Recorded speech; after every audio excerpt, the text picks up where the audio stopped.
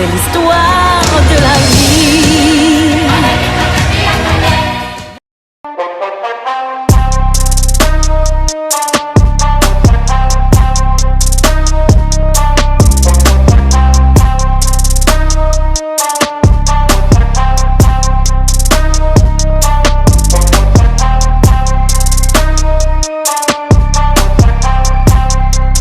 Originaire du Congo central, le neuropsychiatre Mwilou Pila est père de famille. Spécialiste de la neurologie et psychiatrie, spécifiquement en stress et qualité de vie de malades chroniques tels que le VIH-Sida, la tuberculose, la toxicomanie, etc. Son talent inné d'enseignant, donc d'éducateur, est mis en valeur dans les universités du pays. À l'université de Kinshasa, où il enseigne la neuroanatomie, et à l'USK, Université Simon Kimbangu, la psychopharmacologie et la psychiatrie. Le chef de travaux Mwilou Pila Justin partage son horaire entre les différentes universités du pays. Au Bas-Congo, à Kisantu, à l'Université Congo, il est le maître de stage en neuropsychiatrie en D3 et D4. Mordu des nouvelles connaissances, Dr Mwilou a dans son background beaucoup de compétences en matière, entre autres, de la prise en charge de l'intoxication aux substances psychoactives, de la neuropsychiatrie au centre neuropsychopathologique de l'UNIKIN CNPP Kinshasa et de l'appui psychosocial dont il a été formé en Abidjan en 2017. À son actif, on peut également compter bon nombre de diplômes, notamment en neuropsychiatrie du CNPP UNIKIN dans son domaine de recherche, stress et qualité de vie des malades chroniques. Il est docteur en médecine de l'université de Lubumbashi. Fervent kimbanguiste, le docteur Mwilou Pila Justin prône les actions sociales et caritatives. Il est membre de la Ligue pour les actions de la Croix-Bleue universelle, LACBU en sigle, membre de World Fédération et de l'Association pour la promotion des neurosciences APRONES, et membre de la Ligue congolaise LICOC et internationale ILAE contre l'épilepsie. Très actif entre deux villes, Kinshasa et Matadi. Dans la capitale, il est consultant à l'Humain Clinique 13e rue Limité et Onyx, une clinique neuropsychiatrique. À Matadi, le CT Mwilou coordonne le programme national de santé mentale Congo central. Humble et expérimenté dans son domaine, Dr Mwilou Pila Justin a un vouloir philanthropique qui domine en lui depuis son jeune âge. Motivation d'ailleurs qui le pousse à créer une fondation dénommée Papa Mwilou Pila.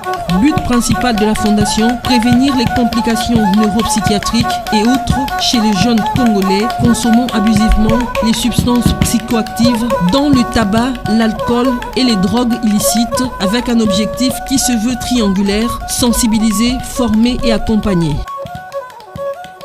Façonné par le professeur Dr Mananga Lelo Gilbert, du point de vue scientifique, dont il est d'ailleurs l'assistant, le chef de travaux Mwilou est conférencier, écrivain et auteur de plusieurs articles et publications dont la dernière en date est l'évaluation de la qualité de vie de PV-VIH sous ARV à Kinshasa, édition Univ Europe, Allemagne, 6 décembre 2017.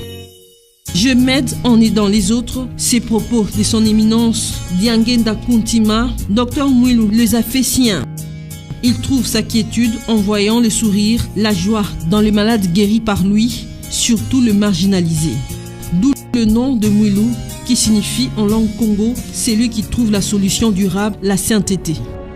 Faire le bien, la vertu. D'abord, mon nom de Mwilou, généralement ce sont des noms qu'on retrouve souvent chez les femmes. Parce qu'à l'église kimbanguiste, c'est la femme de Papa Simon Kimbangu qui portait ces noms. Mais ma grand-mère avait insisté que cet enfant, qu'il soit garçon ou fille, portera ces noms. Parce qu'en lui ou en elle, je verrai les vertus que nous recherchons chez les gens. Évidemment, j'étais un peu turbulent. Et malgré cette turbulence, j'étais quand même un enfant, un élève appliqué. Nous faisions le sport, j'ai pratiqué la boxe et je me disais que je serais comme Mohamed Ali. Donc les études ne signifiaient presque rien après.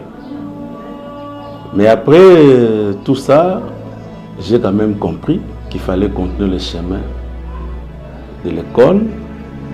Et puis, mon jeune âge, je pensais plus être journaliste. Ça, je le rêvais. J'admirais beaucoup le journalisme. Ça, je vous l'ai dit aujourd'hui. Chaque fois qu'il y avait journal, j'étais flatté. Hommage à tous ces journalistes. Ils nous ont motivés d'une manière ou d'une autre. C'est ce qui a fait que quand les gens nous admiraient comme ça, on se disait non, on doit aller plus loin dans la vie. Mais les rêves du journalisme étaient court-circuités par mon vouloir philanthropique. J'aime trop les gens. Avec le temps, l'enfance nous a amenés vers la médecine. Mais ma passion, depuis toujours ma passion, c'est donner aux autres, enseigner. Je suis enseignant depuis mon jeune âge. Quand j'étais étudiant, j'aimais beaucoup la pédiatrie. Beaucoup. À tous mes stages de pédiatrie, je faisais ça très bien. Mais quand j'ai terminé, j'avais d'autres ambitions. J'aime parfois faire le contraire en bien de ce que tout le monde fait. Alors, je me suis décidé que je fasse la neuropsychiatrie parce que ces gens sont déjà marginalisés. J'ai cette passion d'aider les gens. J'aime être avec des malades. En tout cas, je garde un bon souvenir de lui parce qu'il est un bon médecin. Il supporte tous les caprices. En tout cas, il est patient, il nous écoute, il prescrit des bons produits. En tout cas, il fait un bon suivi. C'est à partir de cela que aujourd'hui, je suis en bonne santé. Nous gardons de très bonnes relations avec lui. Je suis malheureux quand les autres sont malheureux. Cette phrase, je l'ai toujours prononcée, depuis toujours. Le docteur Mwiloupi, là, c'est vraiment un bon papa, c'est un conseiller. Il aime l'homme. Au fait, j'aime aider les autres. Un homme qui a un sens d'humanisme avéré. Un homme qui veut voir le développement intégral dans toutes les sensibilités possibles de l'homme. Parce que moi, je peux dire que je suis un fruit de son amour depuis qu'on travaille avec lui, depuis qu'il m'a détecté à partir de l'université. Parce qu'auparavant, j'étais une personne qui était repliée sur elle-même. Mais avec le docteur Mwilou, j'ai vraiment appris à m'offrir aux gens et à avoir confiance en moi. Son entourage, il veut que tout le monde soit erré. Il veut que tout le monde soit dans la joie, puisse s'épanouir. J'aime voir les autres autour de moi en bonne santé, dans la paix, dans la tranquillité. C'est ce qui me poussait depuis l'enfance à penser un jour être médecin. Ma mère peut vous le témoigner. Tout enfant naît avec des douleurs d'enfantement. Mais quand je suis né, à ma naissance, je n'ai pas fait souffrir ma mère. Pourquoi le ferais-je aux autres? Et c'est pourquoi je ne fais pas de mal aux gens. Déjà, on m'a enseigné les vertus. J'ai toujours dit, même aux étudiants, je n'ai aucun intérêt de déranger les étudiants. Je suis là seulement pour leur apprendre aussi les mêmes vertus. Et quand je dis les vertus, je prends la vertu dans toutes ses formes. Ce que vraiment j'apprécie chez lui, c'est son côté franc. Il a toujours été franc. Est-ce que j'aime en lui? C'est un monsieur bien, poli, un métier poli. Il est humble, il a des propos courtois. Même si les choses ne vont pas, mais il sait nous donner cette joie-là, et l'espoir d'espérer encore que ça va aller. Un monsieur vraiment exceptionnel, tu peux pas savoir qu'il est spécialiste. Dans l'ensemble de la vie, il faut vivre dans la vérité. La deuxième chose, c'est le respect de la vie. C'est-à-dire, ma propre vie, je la respecte, et la vie des autres. La négligence, je l'évite à tout moment. Un négligent peut vous faire tuer. Je ne me laisse pas emporter par quoi que ce soit, même lorsque ça fait mal. La détermination, parce que de lui, j'ai appris que quand on veut faire quelque chose, il faut d'abord mettre la détermination devant. Monsieur Justin regorge en lui plusieurs valeurs. Hein.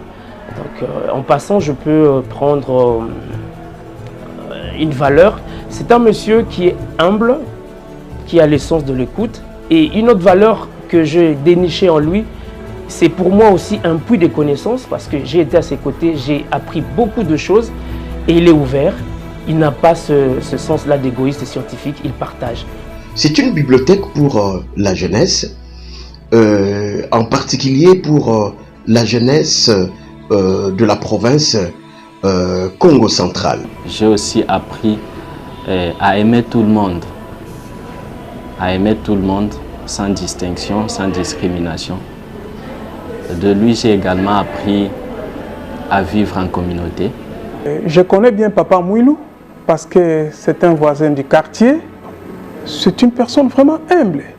Sa deuxième qualité, c'est la compassion. J'ai connu un problème avec une nièce. Il m'a aidé sincèrement. Et c'était très profond pour moi. Donc, moi je prône toujours la victoire. J'envisage toujours les pensées positives. Ça, c'est moi. Il y a eu une idée de mettre à point une fondation qui avait comme objectif de prévenir les complications chez les personnes qui consomment des substances psychoactives, dont l'alcool principalement, les tabacs et d'autres drogues illicites. C'est une idée qui lui était venue comme ça.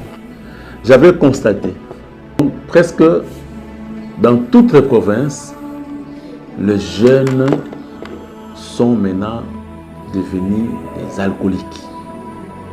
Ils consomment des liqueurs fortes, alors sans s'inquiéter. Nous avons vu qu'il y a des dangers. Les malades, si lui-même ne peut pas avoir directement la conscience, mais la famille, l'entourage est là pour aider les malades. C'est dans ces cadres-là que Dr Justin Mouilou avait créé une fondation. Nous évoluons dans une fondation où nous sensibilisons les jeunes. Les gens ne savent pas qu'avec le temps, ils vont perdre la mémoire. Toi, comme tu es là, tu consommes comme tu veux et tu perds tes neurones. On vous écarte sans le savoir. Parce que toute consommation doit être réglementée. Il y a des lois pour ça. Nous sommes prêts à accompagner tout le monde. Nous recevons des cas, de nombreux cas pour des gens comme ça. J'ai formé des médecins, des personnels de santé en général sur la désintoxication alcoolique. Comment on peut désintoxiquer quelqu'un qui est accro à l'alcool. Nous avons fait des formations pour ça. Les jeunes sont abandonnés. Ils ne sont pas encadrés. Qu'ils sachent qu'ils ont de l'avenir avant. Donc, il y a un avenir qui les attend. Et s'ils veulent que cet avenir leur soit prospère, ils doivent prendre les choses de maintenant. C'est pourquoi j'ai enseigné la vision 2023. J'aide mes frères et sœurs congolais à voir les choses bien. Je ne dis pas ça pour des raisons politiques. Non, loin de là. Je dis ça pour des raisons sociales. Je suis scientifique, je ne peux pas mentir. Donc, je fais ça pour le bien de notre nation. Les bénéficiaires directs, famille, petite ou grande famille, voisins et mes étudiants. Et indirect, nous rencontrons des gens, on peut intervenir, on enseigne aussi les mêmes valeurs. C'est un esprit supérieur, je l'appelle maître. J'ai eu des choses avec lui. Quand vous êtes avec cet homme, vous ne risquerez pas d'avoir une connaissance, une portion nouvelle en termes de connaissances qui regorge cet homme, docteur Justin. Beaucoup de fleurs à lui. Un bon monsieur, il a plein de qualités. Une personne exceptionnelle. Mon comportement reflète mon église et mon modèle, c'est Simon Kimbangu. Dans le domaine religieux, tout ce que je fais, les noms que je porte, ça vient de mon église. Du point de vue scientifique, mon modèle, c'est le professeur Manangalelo. C'est quelqu'un qui m'a façonné et je profite d'ailleurs de le remercier pour tout ce qu'il fait pour moi. Du point de vue social, le modèle, ce sont mes parents. Ça, je ne peux pas l'oublier. La rigueur, je l'ai hérité de mon père et de ma mère. C'est une personne qui est vraiment amoureuse du travail. Il aime le travail, il est obstiné par le travail. En politique, actuellement, j'admire beaucoup la façon de parler et de faire du président Vital Kamerhe. C'est quelqu'un qui a toujours été cohérent dans ses propos. Il se contredit difficilement. Moi, en tant qu'enseignant, en tant que quelqu'un de logique, j'aime cette logique. Moi, je ne suis pas dans un parti politique. Je n'ai jamais été membre d'un parti politique. Si ça ne va pas déranger le public, j'avais dit, si la justice arrivait à quitter Kamerhe, moi, je serai membre de son parti. Et j'entre dans son parti pour lui d'abord et pour son projet de société que j'appuie fermement. Il y a aussi d'autres personnes que j'admire. Ils ne sont pas de ma famille, ils ne sont pas politiciens et tout ça, mais ce sont des personnes que je respecte beaucoup. Ils ont marqué ma vie d'enfance. Ils sont Matadi. Mais ce sont deux personnes qui m'ont beaucoup marqué. Je cite Maman Marie Kumba à Matadi et Monsieur Vangu Dieudonné, que nous appelons Kakadode. C'est un monsieur respectable. Il nous a accompagnés quand nous étions enfants. Il nous a beaucoup aidés, il nous a beaucoup encadrés. Et aujourd'hui, avec nos titres, il nous respecte. Moi, je l'ai connu sous le nom de Pitou. Nous habitons ensemble avec ses parents depuis 1974, 1974, depuis que nous sommes ensemble avec ses parents. Donc, c'est un monsieur que je vis naître. D'abord, la reconnaissance, la gratitude, peu importe de tout ce qu'il a aujourd'hui comme titre. Dès qu'il arrive dans sa terre natale, vous le verrez demain matin faire la ronde de toutes les maisons environnantes. Pourquoi cette ronde-là? C'est seulement pour aller saluer tout le monde, que ce soit jeune ou vieux. Par rapport à ses défauts, toute personne humaine ne manque pas de défauts, hein. On n'est pas parfait. Mais j'ai décelé en lui un seul défaut, peut-être lui. Lorsqu'il va regarder mon intervention, il sera peut-être étonné. Les grands défauts que j'avais avant, c'était la colère. C'est pourquoi d'ailleurs je faisais le sport. C'est un monsieur qui a un peu un tempérament. Il s'effâche un peu plus rapidement ou un peu plus tôt, si je peux dire. Lorsqu'il s'effâche, il ne parle pas, il garde silence. J'ai quand même eu à contrôler la colère. C'est pourquoi d'ailleurs je faisais le sport. La colère, c'est vrai. Mais je ne m'emporte pas pour n'importe quoi. La colère chez moi ne dure pas longtemps. C'est l'avantage que j'ai. Il a également ses défauts.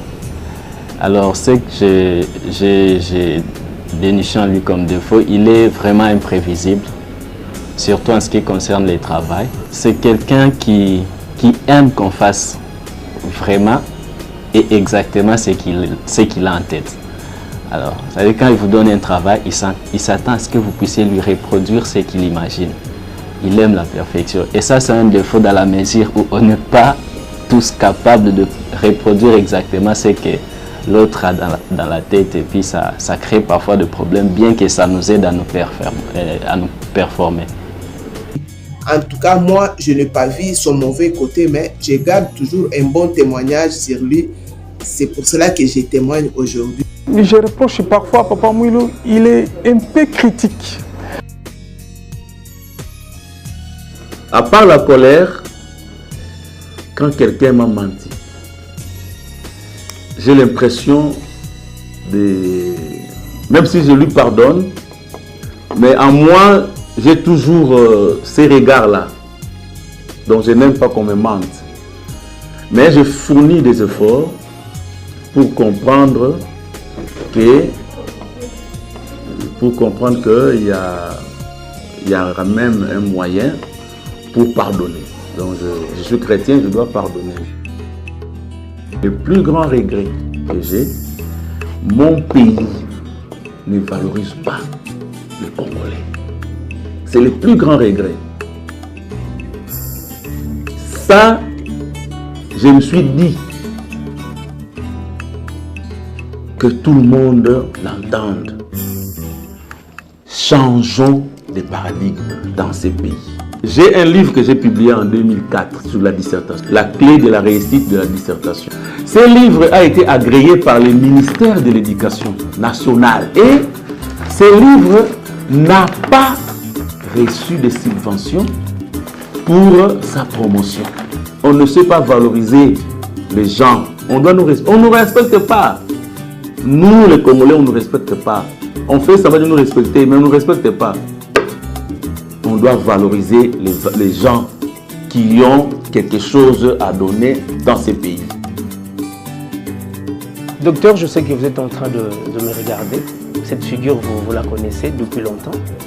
Et si je peux déclarer quelques mots doux à votre endroit, restez tel que vous êtes. Ce papa-là, qui a ce grand cœur, ce papa-là qui partage avec ses proches, ce papa-là qui ne cesse de sourire avec ses proches aussi. Moi, je l'appelle Papa Mouilou. Alors, ce que je peux lui conseiller, c'est de toujours rester le même, de ne pas changer, de toujours continuer à aimer le monde et les gens qui vivent comme il aime, les gens comme il m'a aimé moi-même d'abord. S'il faut me mettre à lui remercier, je le ferai peut-être toute ma vie, parce qu'il a vraiment beaucoup fait pour moi. Et dire merci un jour, ça ne peut pas suffire.